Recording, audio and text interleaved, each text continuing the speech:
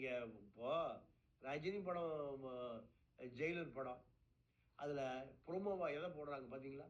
காவாலா பாட்டு தான். உங்களுக்கு பிடிச்ச பாட்டு? எனக்கு பிடிச்ச பாட்டு. ஆமா, நீங்க தான் எடுத்தோன்னே பாடுறீங்களே, வா வா காவாலா வா அப்படின்னு. காவாலா காவாலா. நீங்க அதில் தமனாவுடைய இடை தொடையெல்லாம் தெரியுது. ரஜினி படத்துக்கு மரியாதை இல்லை. எந்த பாட்டுக்கு? தமனா பாட்டுக்கு. தமனாவுடைய காவாலா பாட்டுக்கு தான். நீங்களே பண்ண நல்லா இருக்குங்கய்யா. அப்போ நம்மளை பார்த்தா உங்களுக்கு தமனா ரசிகர் மன்ற தலைவர் மாதிரி ஆக்கிட்டீங்க. இல்லையா, அந்த பாட்டு அப்போ வர அவ்வளவு ரீச் ஆகல. நம்ம சேனல்ல நீங்க ஒரு பாட்டு நீங்க பாருங்க, அதான் செம்ம ரீச்சியா.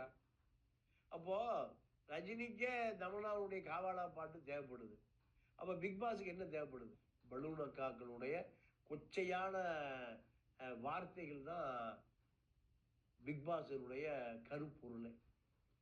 பல பேருக்கு அந்த இன்ட்ரி வைக்கும்போதே முடிந்த வரை நீங்கள் பிக் பாஸினுடைய பார்வையாளர்களை குஷிப்படுத்தணும், குதூகலப்படுத்தணும்.